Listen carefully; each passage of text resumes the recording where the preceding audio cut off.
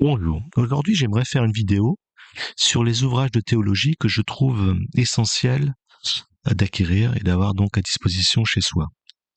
En effet, quand j'ai commencé la théologie il y a quelques années, j'ai eu beaucoup de difficultés à trouver des références, notamment sur Internet, des vidéos YouTube qui parlaient donc des ouvrages essentiels à posséder en théologie. J'ai d'ailleurs eu le même souci pour les Bibles.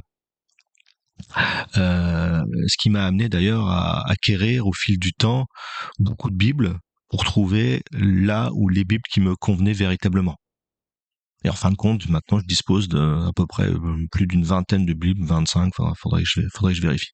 Donc j'aimerais donc partager ma petite expérience sur ces livres de théologie que je trouve essentiels à avoir. J'ai fait la même chose pour les Bibles, hein. J'avais fait il y a quelque temps donc un comparatif sur les 15 Bibles, et je referai d'ailleurs après une vidéo plus courte sur, pour moi, les 3 Bibles que je trouve essentielles à avoir, enfin pour ma part. Voilà.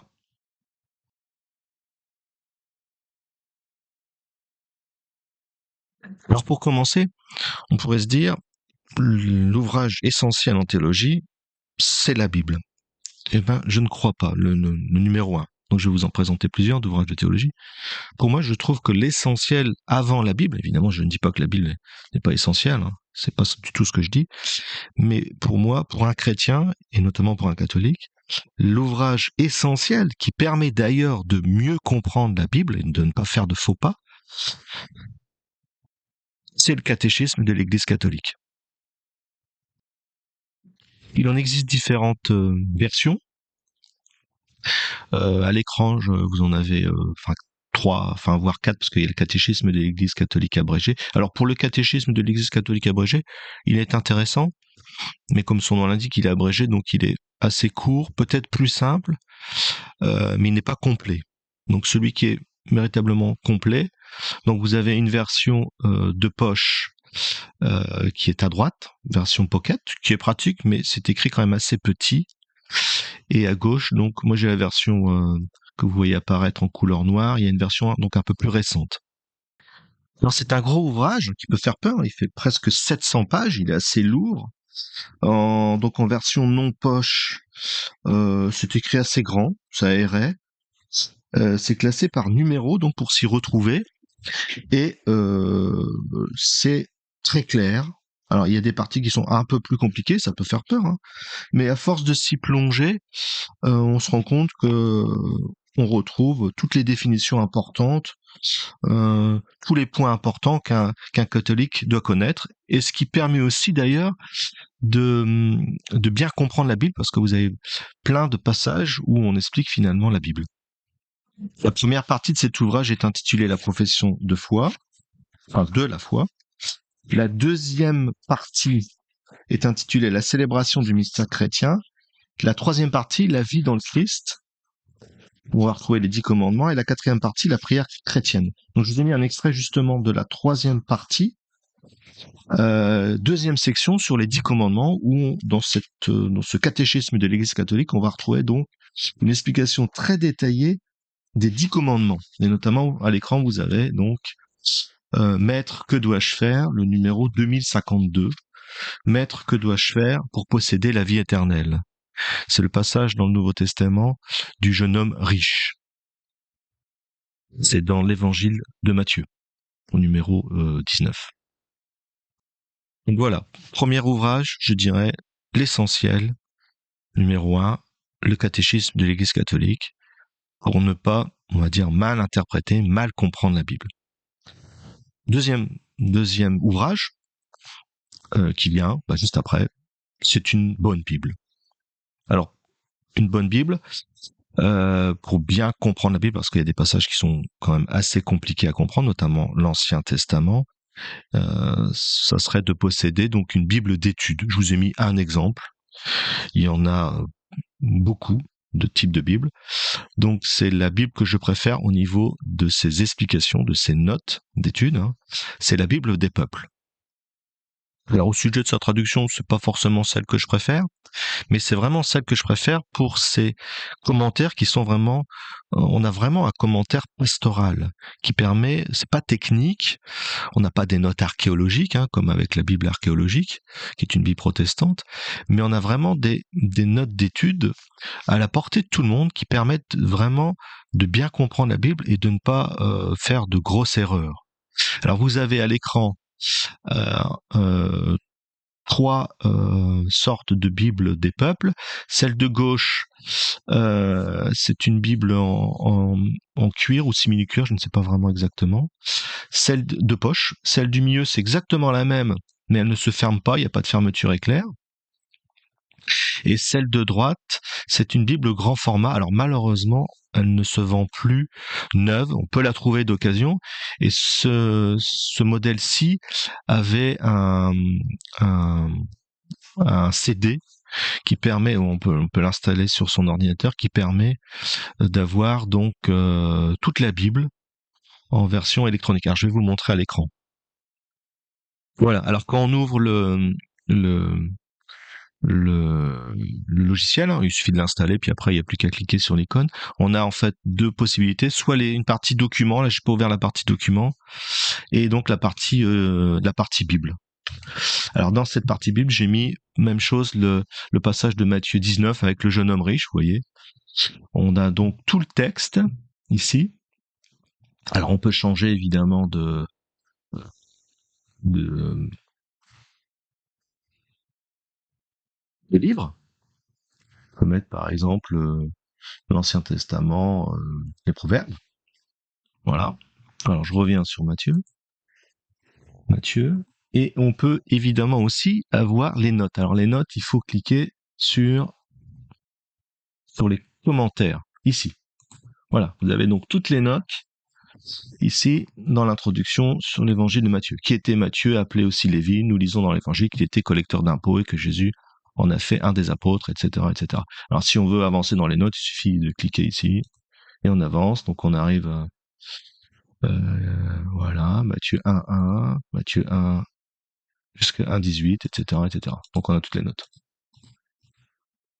Voilà. Alors vous avez aussi un lexique, bon il y a un index, et il y a même un rapport avec la liturgie du texte. Bon, puis on peut faire évidemment une recherche, c'est intéressant. Alors je vous mets à présent maintenant un scan donc de cette Bible des peuples en version papier. Donc vous voyez, vous avez donc le texte ici, et en dessous donc vous avez des notes. Vous voyez que les notes sont très riches. Alors ça dépend après des parties de la Bible, hein. Il y a des parties où il y a beaucoup moins de texte, mais grosso modo donc vous avez beaucoup de notes intéressantes qui vous permettent vraiment de comprendre le sens de la Bible. Donc c'est une Bible catholique. Ça c'était pour mon deuxième choix. Troisième ouvrage intéressant à voir, hein, à sa disposition, c'est un bon dictionnaire, parce que en théologie, on peut avoir des mots assez compliqués, et en plus, on peut des fois se tromper sur le sens des mots. Alors, ça peut être intéressant d'avoir un dictionnaire de philosophie, ça je vous invite à en avoir un. Bon, là, il y a plein de possibilités pour un dictionnaire de philosophie, mais aussi donc avoir un dictionnaire, celui-ci, de la foi chrétienne. Alors attention, il y a 2 tomes. Moi, j'ai la version ancienne, qui est plus solide. Donc j'ai acheté d'ailleurs cette version d'occasion parce que la couverture est rigide et donc elle est beaucoup plus solide. Et la nouvelle version, donc vous l'avez à droite, c'est une couverture souple. C'est des éditions SERF, S-E-R-F, donc un très bon éditeur. Donc il y a plus de 800 pages, 830 pages. D'ailleurs, j'ai un petit reproche sur les éditions Serre, d'ailleurs, c'est que, alors ils font des ouvrages de très grande qualité, mais maintenant, vous voyez, c'est pour ça que j'ai acheté ce livre d'occasion. Tous leurs ouvrages ont des couvertures souples. Je trouve que par rapport au prix, les prix sont quand même assez chers. C'est quand même un peu abusé. Ils pourraient faire des couvertures un peu plus solides, hein. Enfin, passons. Alors là, j'ai mis à l'écran, vous avez par exemple l'entrée Amour. Donc vous voyez que vous avez la référence philosophie, acte par excellence ou mouvement premier et fondamental de l'appétit illicite. Il consiste en une simple complaisance de la faculté appétitive, etc., etc. Donc vous avez plein de références qui peuvent renvoyer donc à d'autres textes et à des textes bibliques. Donc ça, c'est le deuxième ouvrage que je conseille, donc pour avoir une bonne connaissance des mots en théologie. Troisième ouvrage, le vocabulaire de théologie biblique, toujours aux éditions Cerf, avec une abréviation qu'on utilise souvent, qui est le VTB, vocabulaire de théologie biblique. Alors, il est encore plus épais, celui-ci fait 1400 pages, je dirais qu'il vient compléter l'ouvrage précédent, et donc il est beaucoup plus axé sur donc le vocabulaire de la Bible et de la théologie biblique. Je vous ai mis, par exemple, l'entrée sur le miracle, donc très riche, donc à utiliser avec la Bible sous la main, parce que là, évidemment, il y a toutes les références de la Bible. Un ouvrage aussi très intéressant et que je trouve nécessaire à avoir. Alors je l'ai pas dit, mais le VTB coûte quand même presque 54 €. Donc vous voyez, c'est quand même assez coûteux, alors que la couverture est quand même, je dirais, de mauvaise qualité, hein, assez fragile. Moi, je les ai recouverts d'un film plastique, hein, parce que je les trouve pas très solides. Autre ouvrage très intéressant, La doctrine catholique d'Auguste Boulanger aux éditions Clovis. Alors là, par contre, 45 €, la couverture est extrêmement épaisse. C'est un livre de très bonne qualité, très solide. Là, on a un bon rapport qualité-prix au niveau de la reliure. Au niveau des pages, 940 pages. C'est un livre qui date en réalité. Il date du début du XXe siècle, 1900, première édition 1919, quelque chose comme ça, 1917, pour la lettre d'approbation. L'édition de base, elle a été réactualisée, date quand même de 1950, hein, et évidemment, il y a des tirages très récents. C'est un livre qui est très intéressant, très clair, je trouve, qui, je dirais, vient compléter le catéchisme. C'est une espèce de petit catéchisme, mais quand même assez différent. Je vous ai mis, par exemple, la 20e leçon sur la vie éternelle. Au niveau du plan, c'est toujours très clair. Vous avez au début du chapitre, vous avez un plan comme ça. Et au niveau des définitions, je trouve que c'est différent du catéchisme. Et c'est un ouvrage que j'utilise assez souvent. Je trouve très clair et très pertinent et toujours d'actualité, même s'il a été fait il y a plus d'une centaine d'années, donc par Auguste Boulanger, qui est chanoine, enfin, qui était chanoine honoraire d'Arras. Donc un ouvrage, je trouve, très très utile et pas si connu que ça. Donc je le conseille. Je le conseille fortement. L'ouvrage suivant, c'est Les symboles bibliques, lexique théologique de Maurice Coccagnac toujours aux éditions Cerf. Alors moi j'ai acheté une version d'occasion, je crois que je n'ai pas réussi de mémoire, je n'avais pas réussi à le retrouver neuf. Je suis pas sûr que les éditions Cerf l'éditent encore. C'est un peu dommage. Donc j'ai une version ancienne, couverture assez costaud quand même. Donc, ce sont les symboles, mais en rapport avec la Bible. Alors, moins intéressant quand même, j'utilise moins quand même, que le VTB, le vocabulaire de théologie biblique. Mais ça peut être intéressant de regarder dedans, de s'y plonger de temps en temps, pour l'interprétation biblique. Donc, quand même moins pertinent que le VTB, mais je le conseille tout de même. L'ouvrage suivant, c'est Comprendre les Écritures, un cours complet d'introduction à la Bible de Scott Hahn aux éditions Wilson et Lafleur, IT. Alors, c'est pas un ouvrage très connu. Je pense tout simplement parce qu'il n'est pas français. Il est du Québec, du Canada. Donc, il y a eu une traduction, Et c'est un ouvrage qui est pas très connu. 45 €. Alors là, la qualité est vraiment très bonne, une reliure costaud et les illustrations sont magnifiques. Donc il y a à la fois du texte et beaucoup d'illustrations très pertinents, des tableaux extrêmement clairs. Alors je trouve que c'est un superbe ouvrage, très pédagogique, pas très compliqué, donc abordable pour tout le monde. Donc pour comprendre la Bible, je le conseille fortement. C'est un superbe ouvrage.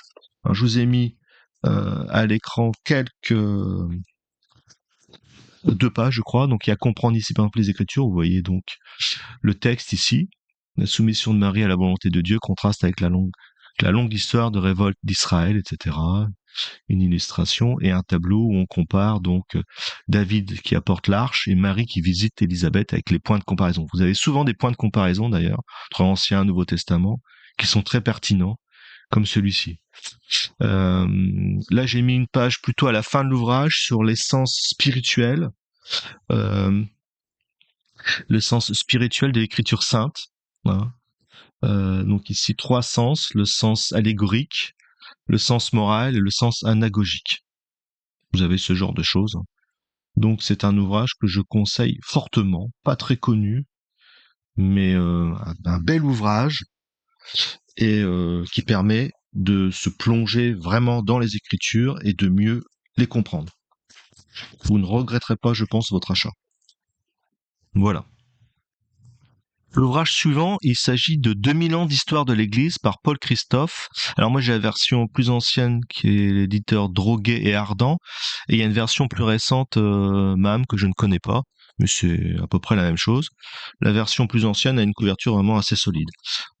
C'est un gros livre, hein, plus de 1200 pages, donc qui reprend donc toute l'histoire de l'Église, donc vraiment du début, des pères de l'Église. Donc là, c'est pour si vous étudiez les pères de l'Église, ça va être très intéressant d'avoir cet ouvrage.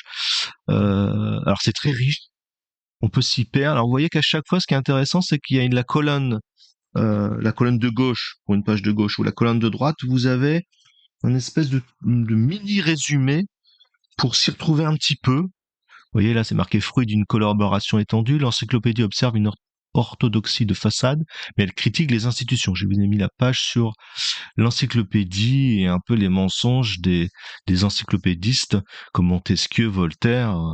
Là, on apprend des choses intéressantes de la période pré-révolutionnaire ou post-révolutionnaire. C'est intéressant avec l'encyclopédie. C'était un exemple. L'ouvrage suivant, c'est Le symbole et définition de la foi catholique, Denzinger aux éditions Sœurs, qu'on appelle communément le Denzinger. Un ouvrage énorme, il fait 1200, presque 1300 pages, mais il écrit très petit, comme vous pouvez le voir à l'écran. Il coûte quand même 71 €. Il est régulièrement en rupture de stock. Moi, j'ai attendu beaucoup de temps pour l'avoir. C'est pas un ouvrage obligatoire. Hein. Il présente vraiment tout le magistère de l'Église. Les conciles, les encycliques, les constitutions pastorales, etc., etc.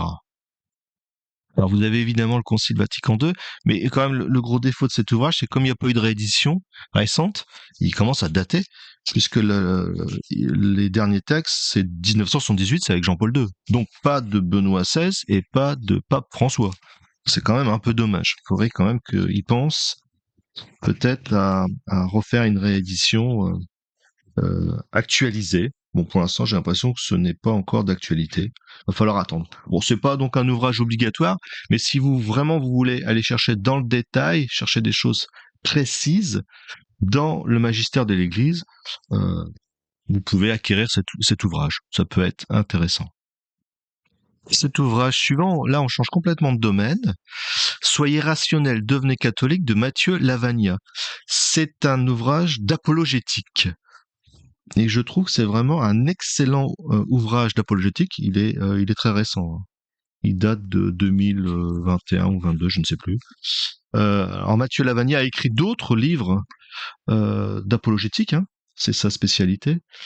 Il a écrit. Alors il y a aussi une version simplifiée en gros caractères de celui-ci qui peut être par moments assez compliqué au niveau philosophique. Il faut s'accrocher.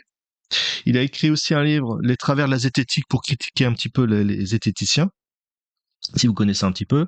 Et il a écrit aussi un livre intéressant en réponse à Michel Onfray, hein, qui pense que le Christ n'existe pas, qui s'appelle Non, le Christ n'est pas un mythe. Et un dernier ouvrage plus récent que j'ai lu aussi, très intéressant, sur la raison et pro-vie, argument non religieux pour un débat dépassionné.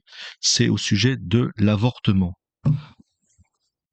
Alors, qu'est-ce que c'est que l'apologétique? En gros, c'est la défense rationnelle et méthodique de la foi chrétienne. C'est avoir des arguments pour répondre aux personnes qui ne sont pas croyantes. Donc, ouvrage très clair, pédagogique et donc extrêmement intéressant. Celui-ci, on revient sur un ouvrage plus général, le Nouveau Théo, l'encyclopédie catholique pour tous, aux éditions MAM, M-A-M-E, qui doit coûter dans les 50 euros. Alors, il existe une version pour enfants. Alors, celui-ci, je n'ai pas réussi à le trouver récemment neuf. Donc, j'ai dû l'acheter d'occasion. J'ai l'impression il est en rupture de stock. Alors, j'espère qu'il y aura une réédition. Donc, c'est un ouvrage très complet, assez lourd, hein. Il fait quand même, au niveau des pages, on est à, je ne trouve pas, 1500, oui, 1500 pages. Alors, c'est très complet. Vous avez vraiment beaucoup de choses dans cet ouvrage. Je vous ai mis un extrait avec Pourquoi la souffrance, le créationnisme, la cosmologie, l'origine de l'homme. On est à la page 705. Alors, il y a aussi de belles illustrations. Donc, au milieu du livre, vous avez donc quelques planches en couleur de belle qualité sur les œuvres d'art en rapport avec la foi. Et après, toutes les autres illustrations, par contre, c'est du noir et blanc. Vous avez pas mal de tableaux, de cartes. C'est assez clair.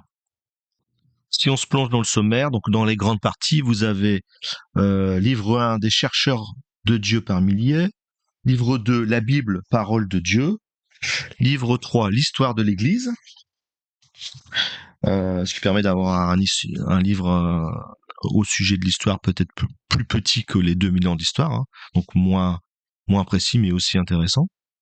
Livre 4, questions des hommes et réponses chrétiennes.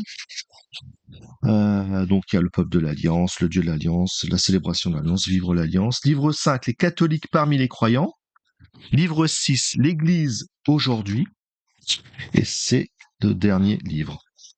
Voilà, donc un ouvrage assez intéressant, un peu lourd à manier, hein, mais on y trouve beaucoup de choses. Donc quand vous posez une question particulière, un bon ouvrage. L'ouvrage suivant, j'en ai choisi deux. C'est deux exemples, évidemment. Au niveau des livres de théologie, il faut pas oublier, donc, au niveau du magistère, ce que nous a donné le magistère de l'Église, hein, les 2000 ans, eh bien, les lettres encycliques, les encycliques, et les constitutions pastorales, où on y trouve beaucoup de choses très intéressantes et très claires qui viennent éclairer le catéchisme et la Bible de façon très intéressante. Alors, je vous ai mis deux exemples d'encyclique et de constitution pastorale. Donc il y a l'enseignement moral de l'Église, c'est-à-dire Veritatis Splendor, très intéressant comme lettre encyclique de Jean-Paul II, et Gaudium et Spes, où on trouve aussi des choses très pertinentes. Deux poches, ça coûte donc en général entre 8 et 10 euros. Donc là, vous les avez en version Pierre Tecky. Ça tient dans la main. Et ça se présente comme ça. Donc là, c'est pour, je vous ai mis Veritatis Splendor. Maître, que dois-je faire de bon? Matthieu 19,16. On en avait parlé avec la Bible. Les ouvrages que je présente maintenant, là, les deux ne sont... Enfin, on ne peut plus les trouver, évidemment, neufs, ça date. Hein. On peut les trouver peut-être d'occasion, mais ils vont être très vieux. Mais heureusement, on peut les trouver sur Internet.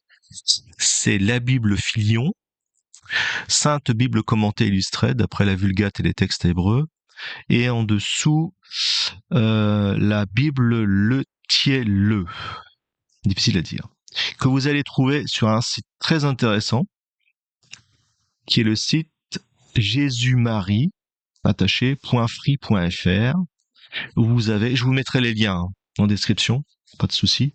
Vous allez donc trouver en PDF, voire en Word, j'ai mis les exemples ici, donc des textes bibliques, Ancien Testament et Nouveau Testament, et des textes qui sont évidemment commentés. C'est ça qui est très intéressant, parce que là, on a vraiment un commentaire verset par verset. C'est pas comme dans la Bible des peuples, où évidemment, dans ce genre de format, on ne peut pas avoir tous les versets commentés. Là, tout est commenté.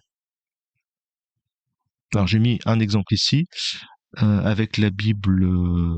Non, attendez. Oui, c'est la Bible Le Thielleux. Donc, vous voyez qu'elle date de 1871. 1871 à 1890, 40 volumes. Ou 25 volumes, ça dépend. Bon, donc pour les trouver d'occasion, je pense que ça va être très cher. Hein. Mais vous pouvez donc les avoir comme ça. Alors vous voyez, par exemple, on a les béatitudes, Matthieu chapitre 5 verset 7, bienheureux les miséricordieux car ils obtiendront eux-mêmes miséricorde. Donc là, le texte biblique est en rouge et vous avez le commentaire ici très détaillé en dessous. Par contre, c'est évidemment en PDF, donc soit à l'ordinateur, soit sur une tablette, pour pouvoir lire cette Bible commentée. Dernier ouvrage que je vous présente, c'est un peu pour avoir une version papier de l'équivalent, quelque sorte, de la Bible Télieu, mais c'est pas la même chose, hein. Donc là, c'est la version pour les évangiles. C'est aux éditions Anne Sigier. Donc un ouvrage de très grande qualité, hein, assez cher quand même. Donc les 2 tomes, c'est 105 €. C'est sous coffret. Alors là, vous avez donc 2 tomes. Premier tome, vous avez les 4 évangiles et textes en parallèle, une correspondance. Hein. Et vous avez donc le deuxième tome où il n'y a que les commentaires.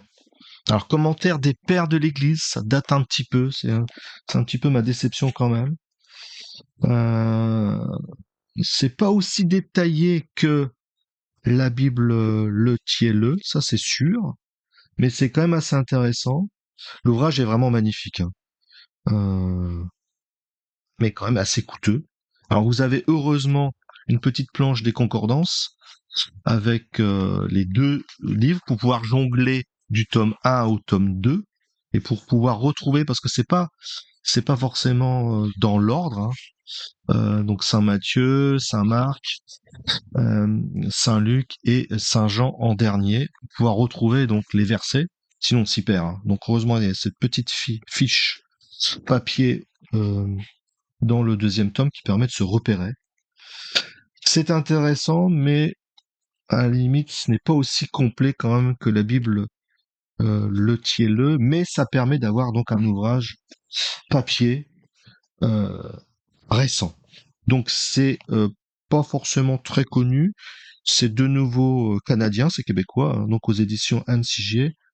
Mais si vous voulez donc une version papier avec les évangiles,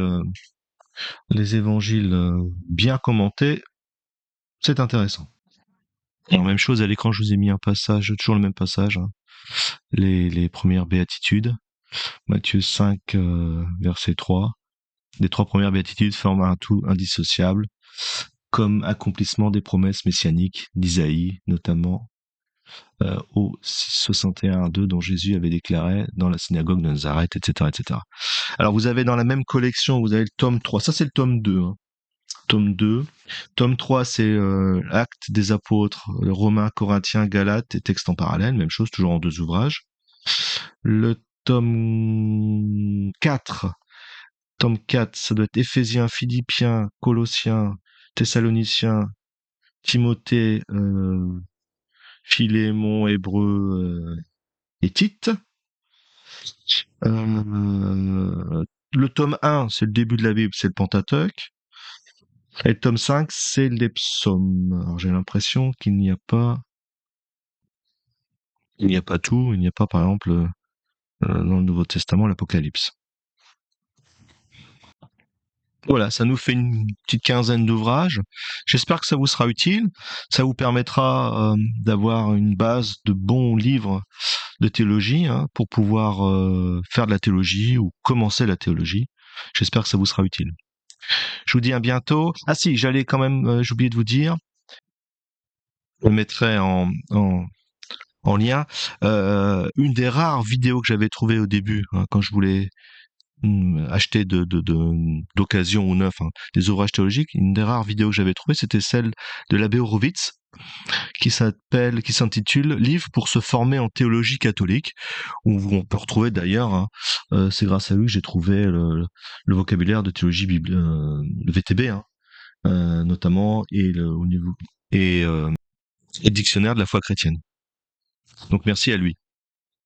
Je vous mets ça sous la vidéo. Et je vous dis donc à bientôt. Au revoir.